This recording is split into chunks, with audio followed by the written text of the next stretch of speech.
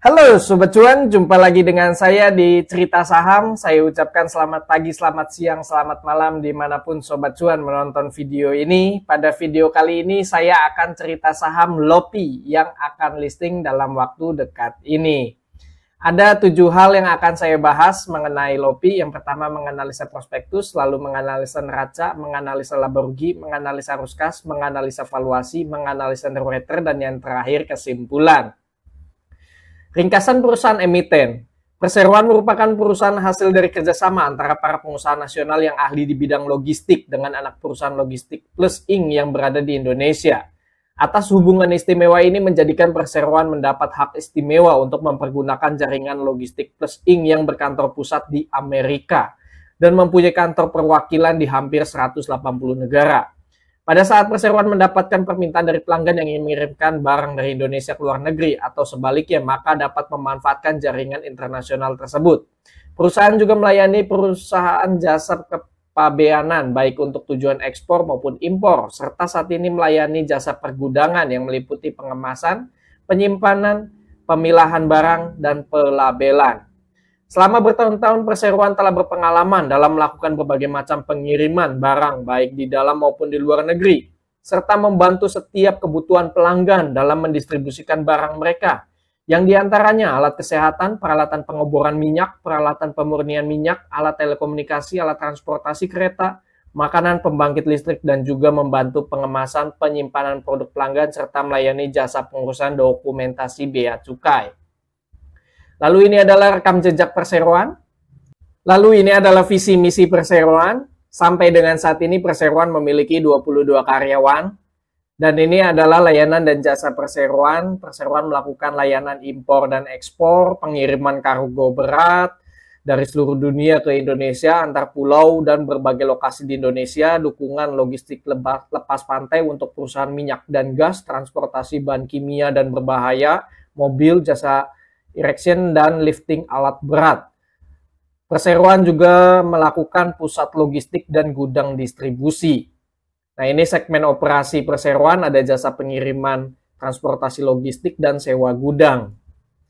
Dan ini adalah kontribusi pendapatan Perseroan muat barang tahun 2023. Untuk kuartal 1 ini penyumbang terbesar dari alat kesehatan, menyumbang 50% pendapatan. Dan ini adalah perusahaan-perusahaan pelanggan Perseroan berdasarkan jumlah transaksi untuk kuartal 1 2023. Dan ini adalah perusahaan-perusahaan yang sebelumnya sudah melakukan kontrak dengan Perseroan. Perseroan pernah mengirimkan 50 lokomotif kereta api, kerjasama juga dengan produk Coca-Cola, distribusi, lalu juga impor equipment dari Transvision, Global TV, MNC.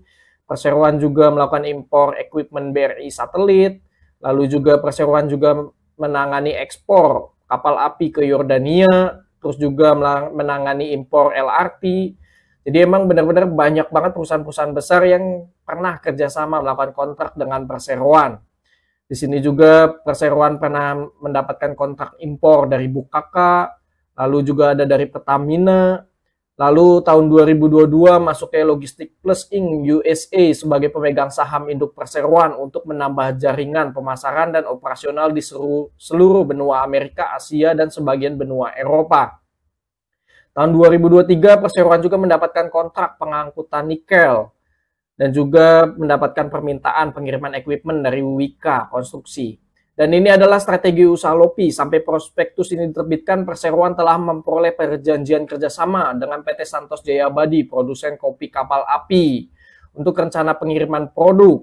Lalu juga Perseroan sedang menjajaki kontrak kerjasama dengan PT Semen Indonesia, distributor, Cisarua dengan kode saham CMRY. Terus juga Perseroan di sini ada kerjasama dengan 3 pilar Sejahtera Food, di mana masih dalam negosiasi terkait dengan harga pelayanan Perseroan yang ditargetkan akan rampung pada akhir tahun 2023. Dengan menambah jangkauan operasional ini, Perseroan juga mempunyai potensi untuk melayani pelanggan utama dari Logistik Plus seperti Amazon, Google, General Electric, dan perusahaan internasional lainnya. Jadi luar biasa sekali ini untuk proyek-proyek yang akan direalisasikan oleh Perseroan. Selanjutnya saya akan membahas rencana IPO LOPI. Jumlah saham yang ditawarkan 300 juta lembar saham, bonus waran 2/1, persentase publik 27,27%, harga penawarannya di harga 100 karena sudah ditentukan harga offeringnya di harga 100, maka harga arahnya di harga 110 atau naik 10%, harga RB-nya di harga 90 atau minus 10%. Perolehan dana IPO 30 miliar, masa book building-nya sudah selesai 20-22 September dan masa offeringnya terakhir dari tanggal 3 Oktober sampai dengan 9 Oktober. Listing direncanakan pada tanggal 11 Oktober dan akan masuk dalam papan akselerasi. Underwriter-nya ialah PT Elite Sukses Sekuritas. Dan ini adalah penggunaan dana hasil IPO-nya sekitar 60% digunakan modal kerja, 9% akan digunakan pembelian software, CargoWise, dan alat-alat teknologi, dan sisanya 31% akan digunakan pembelian armada.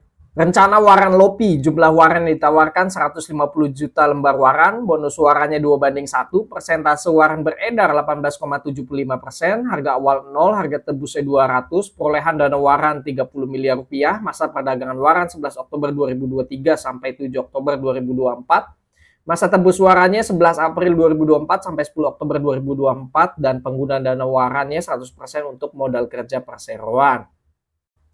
Dan ini adalah struktur pemegang saham perseroan terbesar dimiliki oleh Bapak Wahyu Dwi Jatmiko memiliki 39,18% dan Logistik Plus Multimoda Indonesia 27,6% dan masyarakat memegang 27,27%.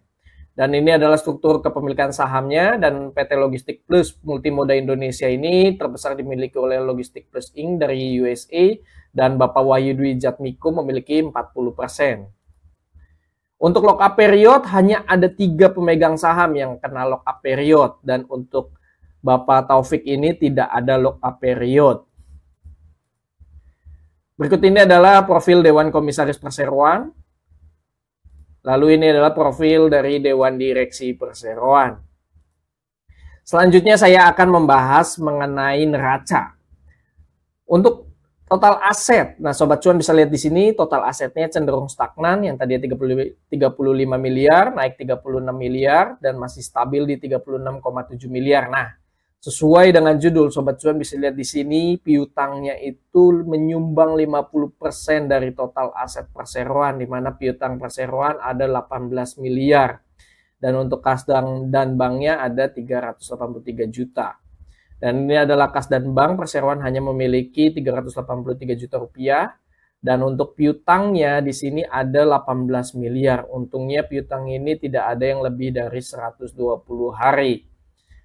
Dan untuk liabilitasnya, untungnya perseroan mampu menurunkan nilai liabilitasnya yang tadi 25 miliar, turun jadi 16 miliar, dan turun jadi 10 miliar. Nah, hal ini diakibatkan karena sudah tidak ada utang bank jangka pendek, dan untuk utang jangka panjangnya juga sudah menurun, sisa 1,6 miliar rupiah saja. Dan ini adalah utang bank jangka pendeknya dari Bank BNI sudah lunas, yang tadinya punya utang 9,5 miliar, 7,7 miliar, dan sudah dilunasi. Lalu untuk utang bank jangka panjangnya di sini masih ada sisa dari Bank BNI sebesar 1,6 miliar rupiah. Untuk ekuitasnya di sini ada kenaikan ya, yang tadinya 9,7 miliar, lalu naik 20 miliar, lalu per kuartal 1 2023 ini 25 miliar. Nah, hal ini disebabkan karena sebelumnya perseroan mampu menurunkan nilai liabilitas, yang artinya perseroan mampu menumbuhkan kinerja perseroan sehingga mampu mengurangi utang banknya. Maka dari itu, walaupun asetnya itu cenderung stagnan, tapi liabilitasnya itu mampu ditekan sehingga ekuitas perseroan juga terus meningkat.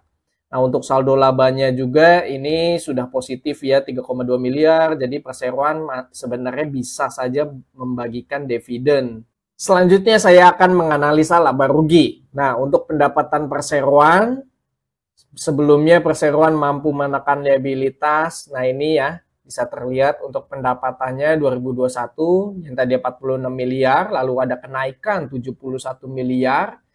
Tapi sayangnya kuartal 1 2023 ini 13 miliar, yang artinya apabila disetahunkan ini masih lebih rendah dibandingkan pendapatan tahun lalu. Namun dengan adanya IPO ini dan rencana ekspansi, diharapkan perseroan mampu meningkatkan pendapatan di kuartal selanjutnya. Nah, pendapatan ini didapatkan dari mana? Yang sebelumnya sudah kita bahas juga, pendapatan terbesar pasti dari jasa pengiriman logistik sebesar 12,9 miliar, lalu adanya sewa gudang sebesar 225 juta rupiah. Lalu perseroan ada beban pokok pendapatan juga, tentunya sebagai perusahaan logistik beban terbesarnya yaitu beban pengangkutan. Lalu untuk beban umum data administrasi terbesar dari gaji dan tunjangan. Nah, Sobat Cuan bisa lihat di sini, perseroan juga berhubung masih ada utang bank, maka beban keuangannya juga terlampir di bagian laba rugi. Nah, untuk beban keuangannya seiring berjalannya waktu mampu ditekan, yang tadi beban keuangannya sampai 1,6 miliar, 2,2 miliar. Nah, untuk kuartal 1 2023 ini perseroan membayar atau ada beban keuangan sebesar 267 juta rupiah. Nah, ini adalah beban keuangan perseroan dari pinjaman bank ada 174 juta rupiah. Lalu untuk laba periode berjalannya itu sebesar 490 juta rupiah. Apabila ini disetahunkan, maka perseroan mampu lebih tinggi dibandingkan laba tahun berjalan untuk di tahun 2022. Nah, hal ini disebabkan karena penurunnya beban keuangan perseroan. Selanjutnya saya akan menganalisa arus kas. Nah, untuk arus kas aktivitas operasi, sayangnya perseroan ini minus sebesar 3,6 miliar. Artinya pengeluaran operasional itu lebih besar dibandingkan dengan pemasukan. Penerimaan dari pelanggan itu 7 miliar, tapi pembayaran kepada pemasok itu 8,5 miliar, pembayaran kepada karyawan 984 juta. Maka dari itu arus kas dari aktivitas operasi ini minus 3,6 miliar. Kalau perseroan ini memiliki kas dan setara kas di bank itu terbatas, maka mau nggak mau perseroan itu ada pendanaan. Pendanaannya itu bisa pemasukan uang dari aktivitas investasi ataupun dari aktivitas pendanaan. Agar perseroan ini masih terus bisa melanjutkan operasional perseroan. Nah, untuk di bagian arus kas aktivitas investasi, ini ada uang masuk sebesar 4,9 miliar. Nah, di sini ada penurunan piutang pihak berelasi. Lalu di bagian pendanaan juga ini ada uang masuk sebesar 1,1 miliar. Hal ini disebabkan karena adanya tambahan setoran modal dari pemegang saham sebesar 5 miliar rupiah. Sehingga perseroan di sini ada kenaikan neto kas dan bank sebesar 2,5 miliar. Yang sebelumnya dari aktivitas operasi lebih banyak uang keluar 3,6 miliar. Mau nggak mau harus ada uang masuk sebesar 4,9 miliar dari aktivitas investasi. Dan ada uang masuk lagi sebesar 1,1 miliar dari aktivitas pendanaan. Maka ada kenaikan neto kas sebesar 2,5 miliar. Dan sebelumnya itu ada cerukan bank pada awal periode itu minus 2,1 miliar. Maka sehubungan dengan adanya tambahan sebesar 2,5 miliar, maka kas dan setara kas di akhir periode perseroan memiliki uang sebesar 383 juta rupiah. Sebelum saya menganalisa valuasi, saya mau menginformasikan bahwa kami akan mengadakan daget atau dana kaget sebagai bentuk rasa terima kasih kami kepada subscriber kami karena channel kami sudah tembus 250 subscriber. Ada 2 daget yang akan saya bagikan dengan total Rp500.000. Daget pertama saya akan bagikan ke dalam grup WA dan daget kedua saya akan bagikan ke dalam Instagram. Nah, Sobat Cuan bisa follow dan join akun Instagram dan WA kami. Semuanya tertera ada di kolom deskripsi. Oke, untuk selanjutnya saya akan menganalisa valuasi. Saya ambil laporan keuangan 2023 disetahunkan. Harga sahamnya ini saya ambil di 2 harga 100 dan 150. Sebenarnya saya atau Sobat Cuan bisa fokusnya itu ke harga 100 karena harga offeringnya itu di harga 100. Total saham beredar sebanyak 1,1 miliar lembar saham, pendapatannya 52 miliar, ini saya setahunkan, laba bersih disetahunkan 1,9 miliar. Total aset 36 miliar, total liabilitas 10 miliar, ekuitasnya ini saya sudah tambahkan dengan perolehan dana IPO, maka ekuitasnya 55 miliar. Market cap-nya sebesar 110 miliar, book value perbandingan antara ekuitas dengan total saham beredar, book value-nya 50,7. PBVR perbandingan antara harga saham dibagikan dengan book value-nya, maka dapatlah PBVR 1,9 kali. EPS-nya perbandingan antara laba bersih dengan total saham beredar, didapatkan EPS-nya sebesar 1,7. PER-nya perbandingan antara harga saham dengan EPS, maka PER-nya 58 kali. ROE perbandingan antara laba bersih dengan ekuitasnya. Perseroan memiliki ekuitas 55 miliar, mampu membukukan laba bersih 1,9 miliar, maka ROE-nya 3,5%. NPM, rasio profit marginnya perbandingan antara laba bersih dengan pendapatan perseroan. Perseroan mampu menerima 52 miliar pendapatan dan mampu membukukan laba bersih sebesar 1,9 miliar, maka margin profitnya sebesar 3,7%. DER, perbandingan antara liabilitas dengan ekuitas. Perseroan memiliki ekuitas 55 miliar dan liabilitas 10 miliar, maka DER-nya sebesar 19,4%. Selanjutnya saya akan menganalisa underwriter. Underwriter-nya ialah PT Elite Success Sekuritas. Saya ambil datanya semenjak adanya AIPO. Sebenarnya tidak banyak emiten yang dibawakan oleh PT Elite Success Sekuritas. Sebagian besar ini emitennya papan akselerasi. Terakhir itu papan pengembangan ada RSCH, mampu memberikan profit sebesar 26% saat opening dan closingnya itu 13,9%. Tapi sayangnya papan akselerasi ini memiliki track record yang kurang baik. Sobat cuan bisa lihat di sini ada clean, openingnya itu ARB, closingnya itu ARB, auto rejectnya ini 2 kali ARB berturut-turut. Lalu ada RCCC, di sini auto rejectnya 1 kali ARB. Sebenarnya openingnya ARA, tapi closingnya itu malah ARB. Nain juga sama, openingnya ARA, tapi closingnya malah minus 8%. Untuk LOPI ini masuk dalam papan akselerasi. Semoga saja LOPI ini bisa mematahkan track record yang kurang baik di papan akselerasi yang dibawakan oleh PT Elite Success Sekuritas. Dan ini adalah risk reward yang Sobat Cuan dapatkan apabila kita trading di IPO LOPI. Apabila saat penjatan kita mendapatkan 100 lot dan dapat bonus waran 50 lot sesuai dengan prospektus 2:1. Harga sahamnya 100, maka modal kita 1 juta rupiah. Dan apabila kita jualnya itu di angka ARB atau minus 10%, maka modal kita sudah tergerus 100.000. Jadi modal kita 900.000. Maka warannya agar minimal itu BEP atau balik modal, itu kita wajib jual minimal di harga 21. Maka keuntungan warannya itu sebesar 105.000. Tapi apabila kita baru bisa jualnya itu di ARB kedua atau di harga 81, maka kita sudah minus atau tergerus 190.000. Modal kita jadi 810.000, maka warannya itu wajib kita jual di harga 39 agar BEP, maka kita bisa mendapatkan keuntungan waran sebesar 195.000. Apabila ngejualnya di bawah harga 39, maka Sobat Cuan membukukan kerugian dari trading IPO LOPI ini. Semoga dengan adanya tabel risk reward ini bisa dijadikan pertimbangan untuk Sobat Cuan untuk ikut IPO ini atau tidak. Terakhir kesimpulan. Kesimpulan rencana IPO LOPI. LOPI secara bisnis masih punya ruang bertumbuh. Hal ini dibuktikan dengan meningkatnya pendapatan perseroan tiap tahun seiring dengan kenaikan kontrak kerjasama transportasi logistik perseroan baik di tingkat skala nasional maupun internasional. LOPI secara penggunaan dana IPO cukup bagus karena sebagian dana IPO digunakan untuk belanja modal sehingga diharapkan dapat meningkatkan lagi kinerja perseroan di masa yang akan datang. Jumlah saham yang ditawarkan untuk publik tidak terlalu besar yaitu sebanyak 3 juta lot. Terdapat waran 2:1 yang membuat resiko jadi terminimalisir. Ada salah satu pemegang saham yang tidak kena lock-up period. LOPI akan masuk dalam papan akselerasi. Untuk ringkasan prospektus saya kasih nilai 4/5. Kesimpulan laporan keuangan LOPI. LOPI memiliki laporan keuangan neraca yang bagus seiring dengan meningkatnya kinerja perseroan sehingga berhasil menurunkan liabilitas perseroan. Bahkan saat ini LOPI mampu menurunkan utang berbunga bank. Terlebih nantinya LOPI juga akan mendapatkan dana segar tambahan hingga 60 miliar rupiah dari IPO saham dan waran apabila nantinya semua warannya ditebus.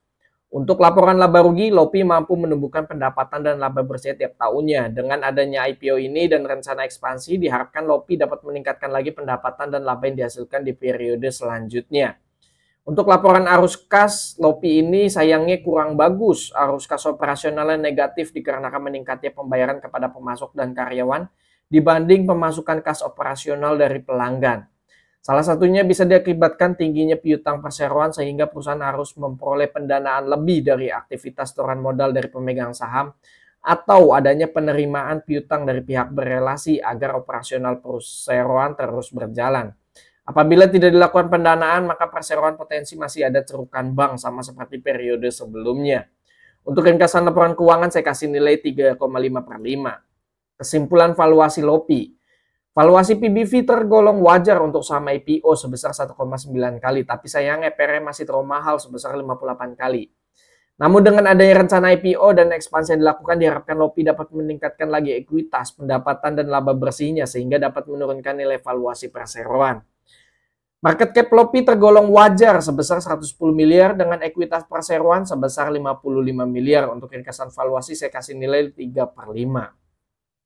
Kesimpulan underwriter LOPI. LOPI menunjuk PT Elite Sukses Sekuritas dengan kode broker SA. Secara historikal, IPO yang dibawakan oleh SA semenjak adanya IPO sangat bervariatif saat opening market di hari pertama.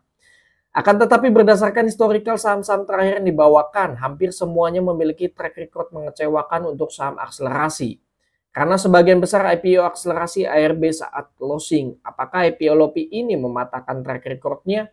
Menarik untuk disimak saat opening dan closing market nanti pergerakannya akan seperti apa. Untuk ringkasan underwriter saya kasih nilai 2,5/5. Kesimpulan akhir, saya secara pribadi cenderung tidak ikut IPO ini. Untuk lebih jelasnya nanti ikut atau tidak bisa follow Instagram kami. Link tersedia di kolom deskripsi. Bagaimana nih Sobat Cuan? Mau ikut IPO LOPI ini atau malah skip? Disclaimer on, video yang berisikan data dan informasi yang tersedia hanya sebagai bahan referensi dan edukasi, bukan sebagai ajakan. Keputusan bertransaksi beli jual skip mengacu pada rekomendasi saham dan isi video ini sepenuhnya merupakan tanggung jawab Sobat Cuan. Setiap video yang ditampilkan bukan jaminan keuntungan dari saham yang direkomendasikan. Segala resiko yang timbul merupakan tanggung jawab Sobat Cuan. Pastikan Sobat Cuan mengerti akan risk profile dan money management Sobat Cuan sendiri. Pemilik channel tidak bertanggung jawab atas akibat langsung ataupun tidak langsung dari semua teks, gambar, suara, dan segala bentuk rekomendasi yang ditampilkan dalam video ini. Jangan lupa Sobat Cuan harus selalu do your own research sebelum melakukan keputusan transaksi. Sumber data didapatkan dari prospektus LOPI. Semoga Sobat Cuan selalu diberikan rezeki yang melimpah dan sehat selalu. Amin. Terima kasih bagi Sobat Cuan yang sudah mengikuti cerita saham LOPI ini dari awal hingga akhir. Semoga video yang disampaikan bermanfaat bagi Sobat Cuan dan bisa dijadikan bahan referensi atau pertimbangan untuk ikut IPO ini atau tidak. Sampai jumpa pada cerita saham selanjutnya. Happy trading, happy investing, happy IPO. See you semua. Bye-bye.